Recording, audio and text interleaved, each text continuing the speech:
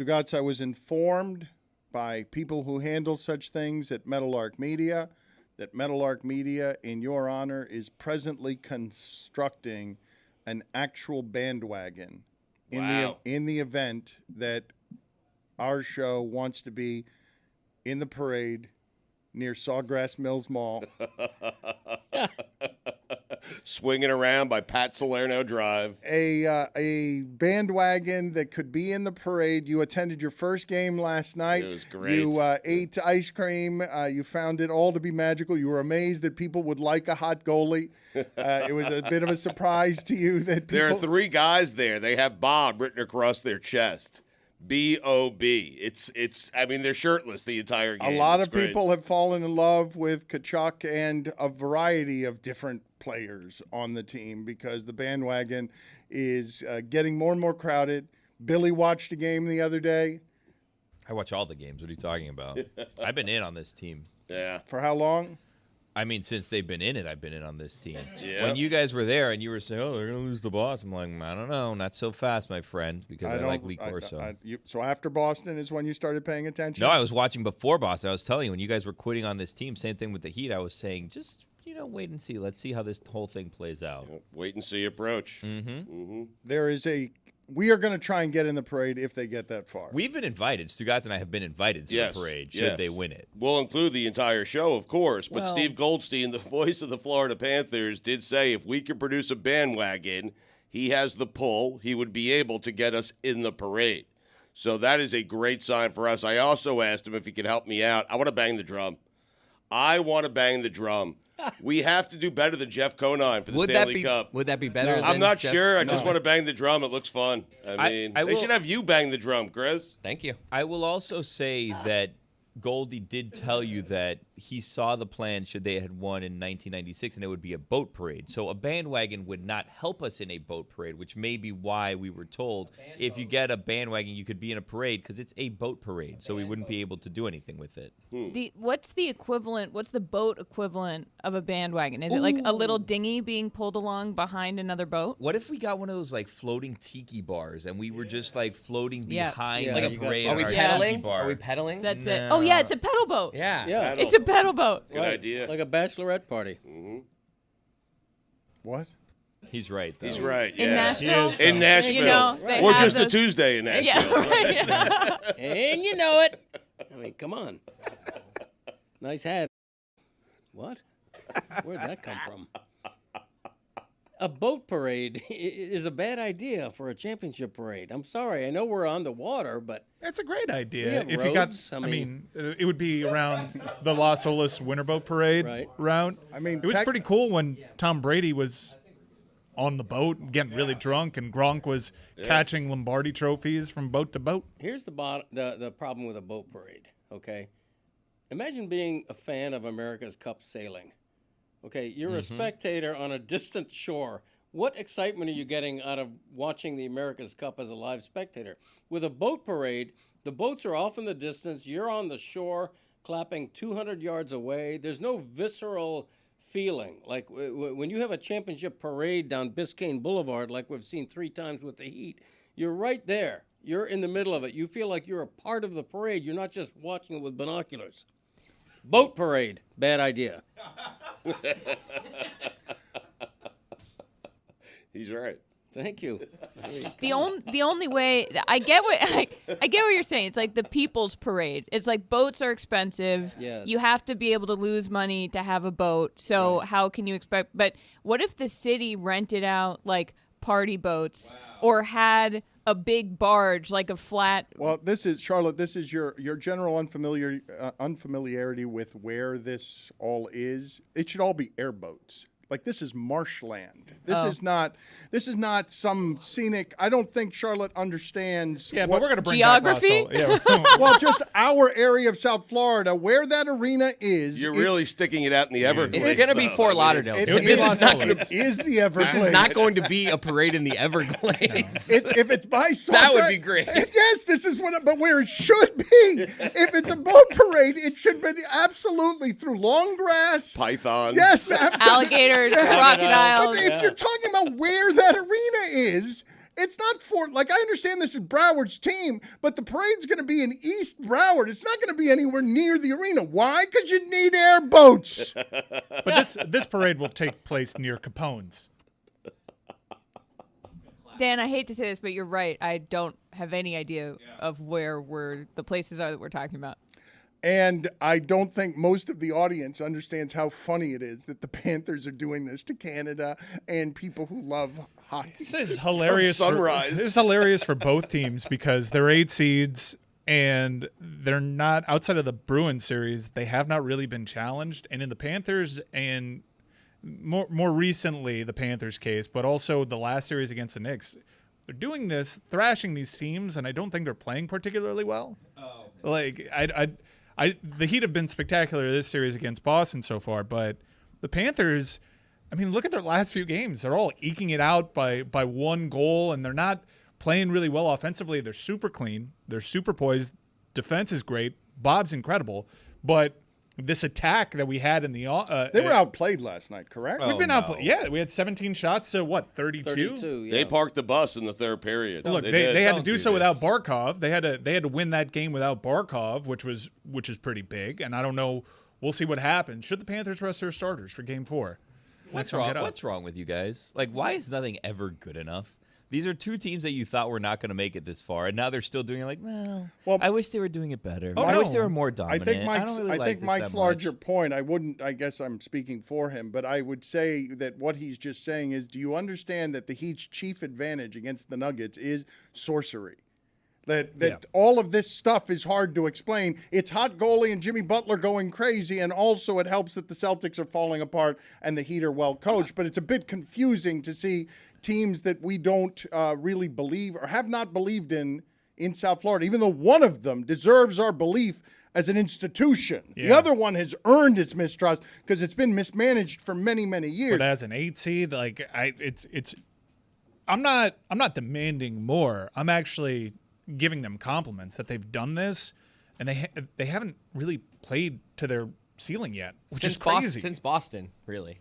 That Game 6, they were amazing. Boston Game 6, they were incredible. They played good against Toronto. They did. No, they played all right. Those Toronto games, you can make an argument was outplaying them. Yeah. It was just, it's a hot goalie, and the answer's been on the roster the entire time when we were searching, grasping at straws, trying to make Spencer Knight happen, a journeyman in Alex Lyon, who did make it happen. They don't get into the playoffs without his contributions. Chucky has said as much. But the fact that Bob has become this guy is wild to me. When you keep talking about Bob and saying hot goalie, I'm like, is he? I'm got a picture up of it. No. Oh man, you don't think so? Ever since he grew his hair out. No, he's good looking. Well, but hold on. I asked loses all 20 pounds a game. I ask all of these Panthers when they come on with us. I see. What are you laughing about, Billy? Nothing. I fed Greg something he refused to say. Well, what he fed me it was a little bit on the blue side of comedy. I don't work blue. Yeah, that's what he said. I'm supposed to say that, although quite frankly, I was 3 feet away from him last night as he's peeling off his pads. That's a good-looking Eastern European man. I want to say that right there's now. a bad smell on those guys when they're peeling off their pads. But what I was saying before is that I'd fuck him too. Speaking of parades, I have been invited to the Heat parade. Once it goes down Biscayne, I will be on the floor. Yeah. Heat culture, Well, you're baby. a Celtic fan. Hold on, don't do that. I'm a fan of the logo, brother. If you can be a fan of the shield, I can be a fan of the logo. I want all those brothers to succeed. Fair Black enough. power. Fair enough. Juju, you're wearing a Heat jersey. You were wearing a Celtics jersey 2 games I was ago. wearing a Ja Morant jersey when he got in trouble the first time. I was wearing a Sergei Kachuk. Yeah, Kachuk, you know. exactly. Sergei Kachuk, yeah. We call him Sergei whenever we're His friends call him His that, closest yeah. friends, Exactly. you feel me? You guys act like Dwayne Wade didn't run around wearing a Cavs jersey Yes, I got and a you. Bulls jersey. Yeah. Also, by the way, I'd like to just say that you guys are missing some all-time great moments from some Heat players, okay? Someone's talking. What's that echo? What's happening? Hi, Coach. How you doing? It's Louis from the LeBatard Show. Can you hear me? This is just so perfect.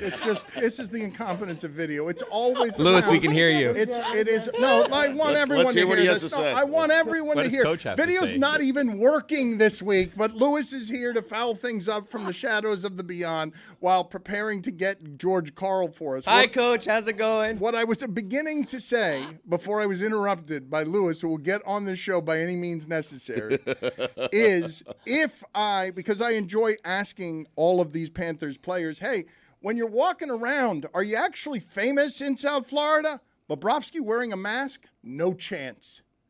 No chance that Bobrovsky is getting the If he was wearing his Panthers mask, people would be like, why are you wearing this in this lunch break? But I believe that Bobrovsky gets an anonymity that no hockey goalie in a town that loves its hockey, I'm guessing that Bobrovsky is not getting the fame circling around him that kind of excellence would bring. A cup run could probably change a couple people's lives, like Bobrovsky and Tkachuk locally. But I do think part of the appeal in playing hockey in this market is that those players can be anonymous.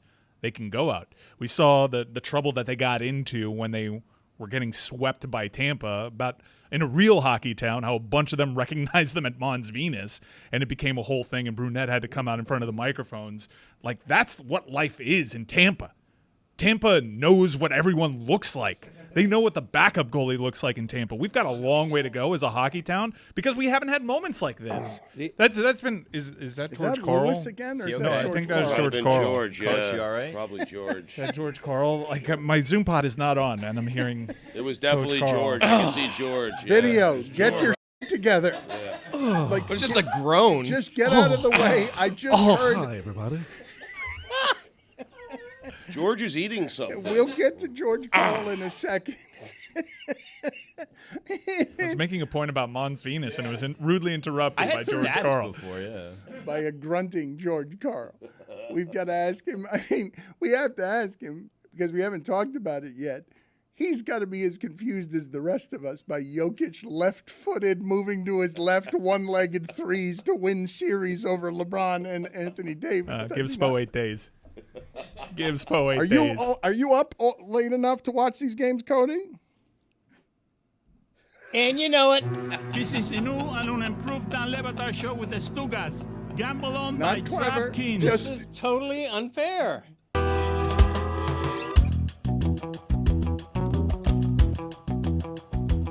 I love that cantankerous George Karl is still out here beefing with DeAndre Ayton. You're weak for sitting out Game 6 with whatever rib thing you got. Beefing with J.R. Smith. Maybe if you weren't smoking so much weed during our run-throughs and our walk-throughs, we would have been a better team. George has always spoken his mind. It's always gotten him in trouble. And Denver's at the center of the universe right now in basketball, Stugotz, because they've got the same us against the world thing that the Heat have, where they've got the MVP. They just knocked off LeBron. Mike Malone, who insists on being called Michael Malone because he seems like he's got some of that spicy asshole you like from your leaders. He wants some respect for himself and for his team. Yes, and the team yesterday, Carmelo Anthony retires, and as that's happening, George, and I want to get your viewpoint on this, that freak, that loaf of bread who plays at center for the Denver Nuggets, who is unlike anything I've ever seen in the sport, is going step back, left-footed, three-pointer over Anthony Davis to end LeBron's season and make him talk about retirement. And, George, I don't know if you're doing what I'm doing. I'm like, what the bleep is that? What is that? How is that possible from that size? What is that basketball player? I've never seen a guy make three of them in one game. I don't know. It looks like a throw. It doesn't look like a shot. It looks like a throw, a fling. But Jokic has been – what I like about what's going on now is that most of the world is not seeing Jokic as a great player. And I think we're seeing one of the great players of all time play a very athletic, fast, high-jumping, speed game in a very slow-motion manner. He's amazing. He's so fundamental. He's not flashy. I mean, if Tim Duncan was boring, Jokic is double boring. I mean, he doesn't do anything except play winning basketball on almost every possession of an NBA game. And I don't think the fans of basketball have recognized that. He's been doing this now for about 4 or 5 years. And now he's finally getting the recognition I think he deserves. Juju, put it on the poll, please. If Tim Duncan is boring, is Jokic double boring at LeBatard Show? I thought, George, you're never hesitant to criticize coaching, which is strange because usually you guys gather together. But if you see something that's flagrant, you will say so, even though you are a coach ally. Playing LeBron James for 48 minutes at 38 years old, I thought, is the reason he went 1 for 6 with 2 points in the fourth quarter, because Denver's pace is too much to ask an old man to.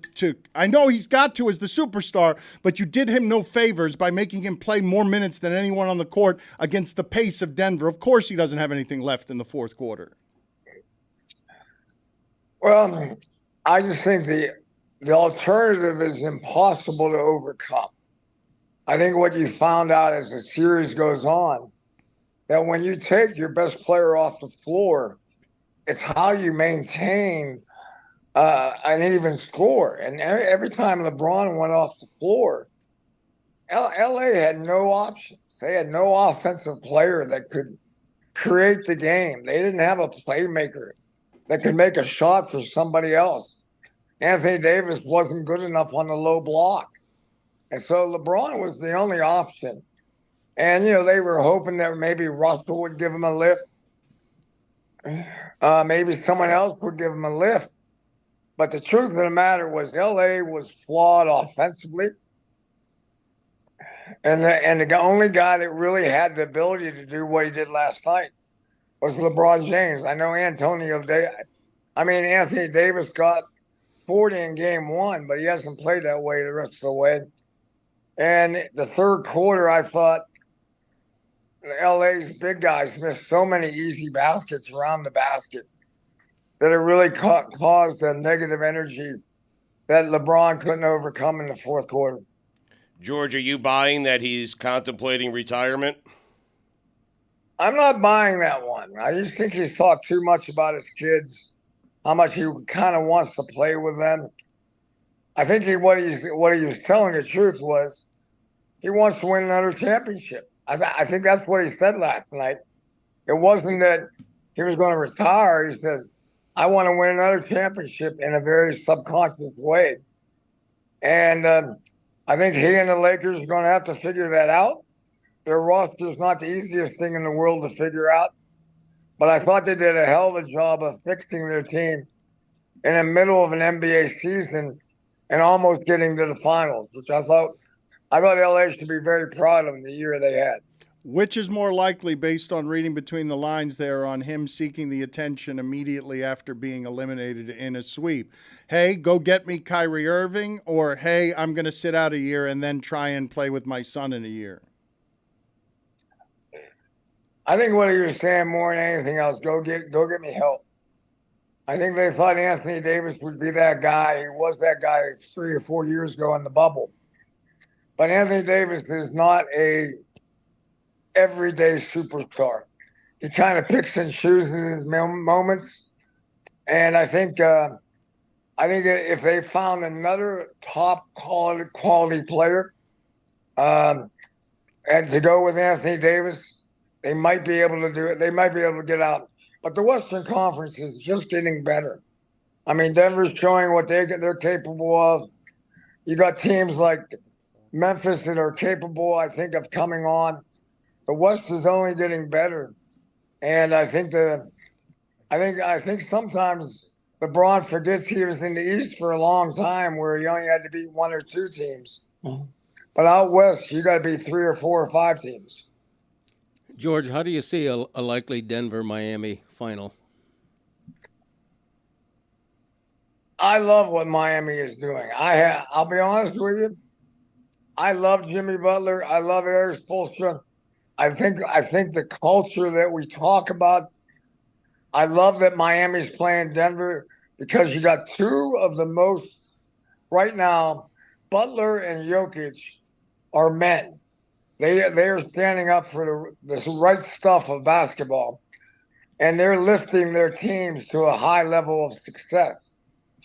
I didn't think Miami was very good going into the playoffs, but right now they got the magic.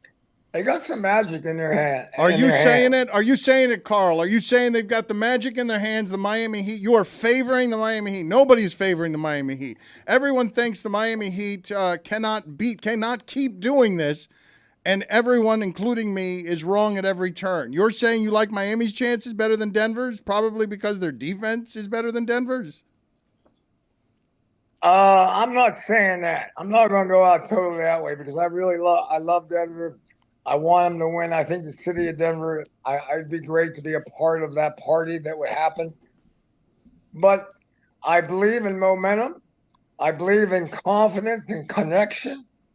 And right now, Miami and Denver are the two teams that are connected, that trust each other, and they have a chemistry right now that at times you don't understand how they do it.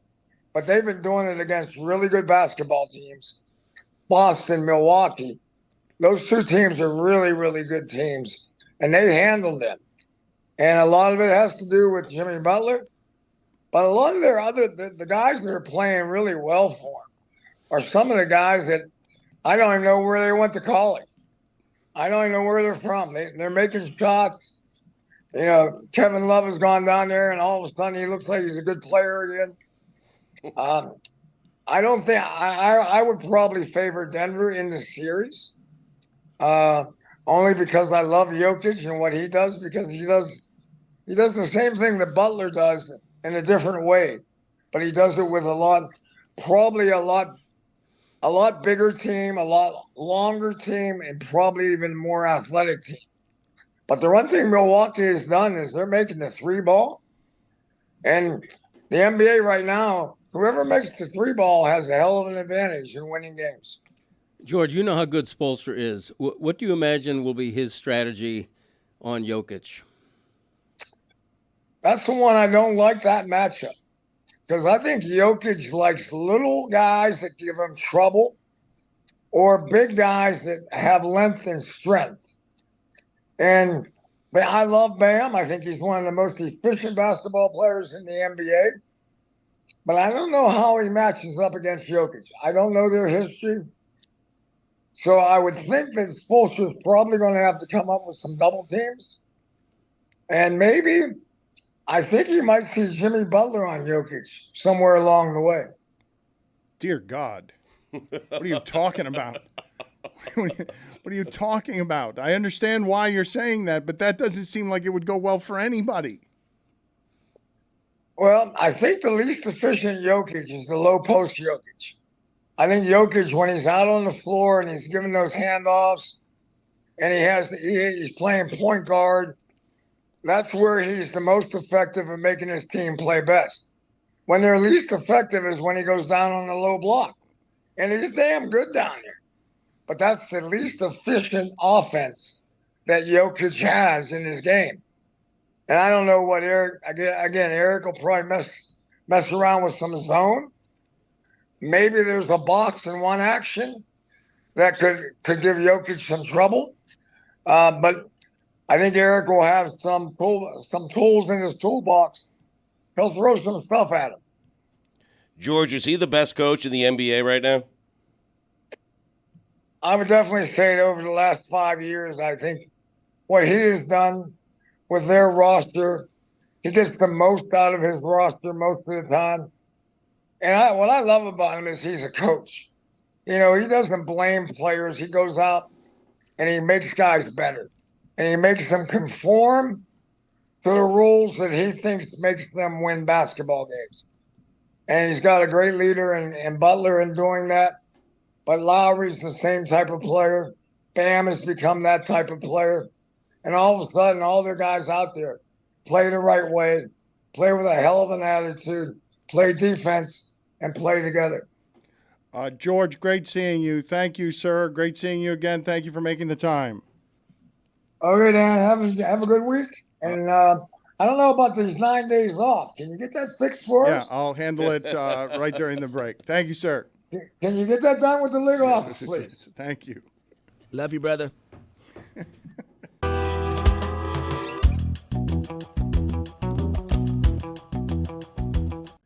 I continue to be embarrassed that we have become the show I hate.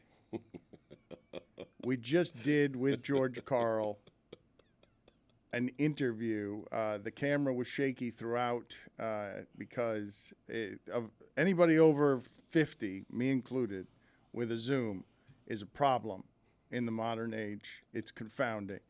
And George Karl came on with us, and what George Karl has been for his entire life as a coach interesting. And what I gleaned from that interview is that Spo is a coach, Jokic is a pro, and Jimmy's a man.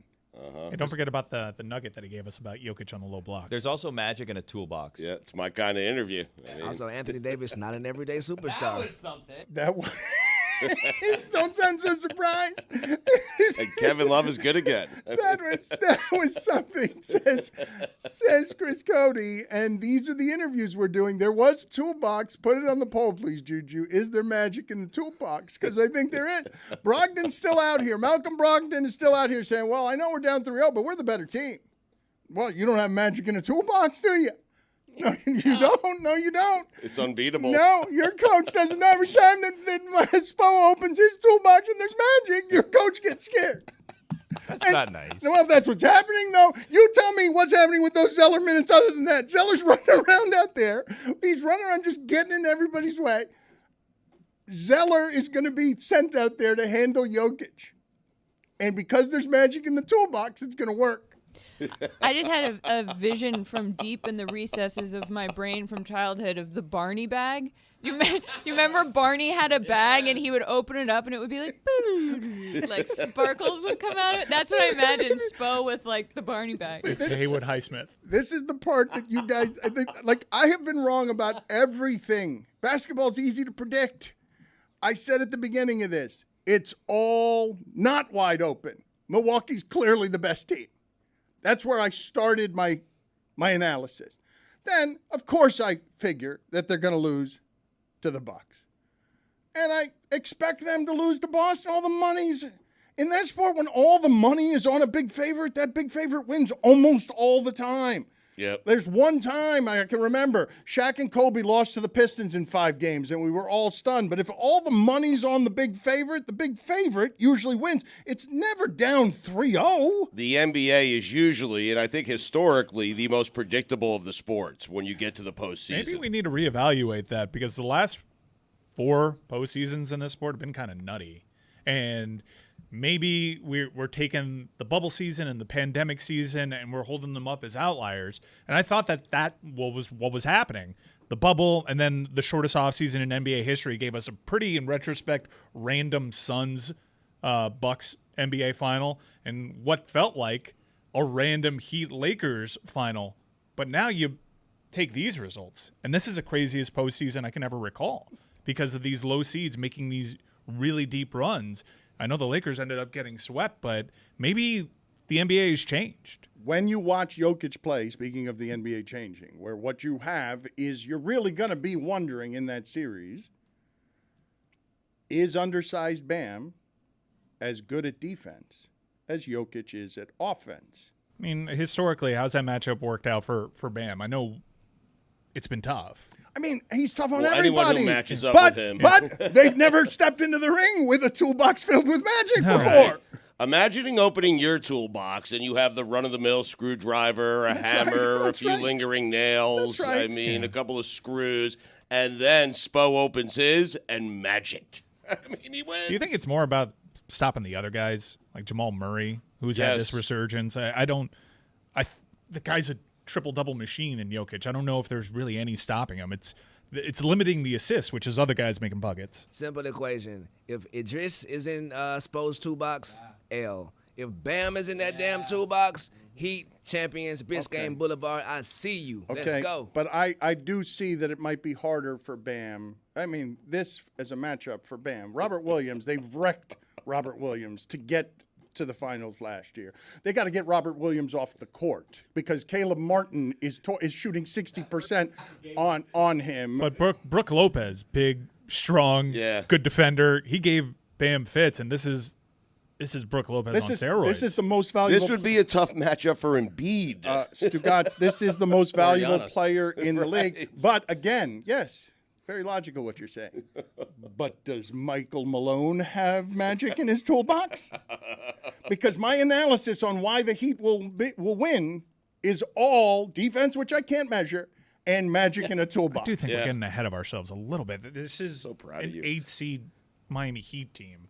Boston is capable of winning 4 straight against Miami. I don't think it's going to happen. I think it ends tonight.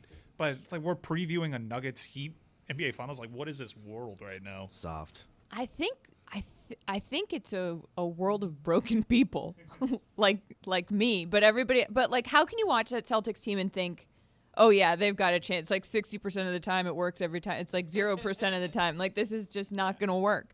And I feel like I've said this through this whole postseason that I do think something. I use the word spooky. George Karl went with magic, but I think there's something spooky going on here, and I think that it's that when a team gels the way they have, No, it's witchcraft. I mean, Mike Scherr should get a ring for saying. Where is Mike Scherr? He's hiding. He should get a ring for saying that the Heat practiced the dark arts 2 months ago, because that's what it is. It's not just magic in a box. It's santeria. You know what else I think it is? I think it's that the Celtics have no magic at all. They have zero magic. Zero magic. All they have is the town. And chowder. Mm-hmm.